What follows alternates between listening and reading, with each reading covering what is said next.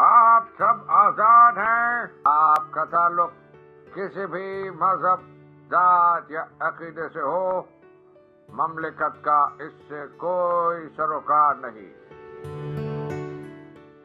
پاکستان میں یوم پیدائش قائد اعظم آج منایا جا رہا ہے، اور اس کے ساتھ ساتھ ہمارے مسیحی بھائی اس پورے پاکستان میں اور پوری دنیا میں اپنا تہوار بھی منا رہے ہیں. تو آئیے ہم بحیثیت پاکستانی، بحیثیت مسلمان، ہم آج ایک عہد کرتے ہیں کہ اس پیارے پاکستان کو امن کا گہوارہ بنائیں گے. یہاں پہ تمام مذاہب کے لوگوں کے ساتھ محبت کا جو پیغام ہے وہ ہم انشاءاللہ پھیلائیں گے.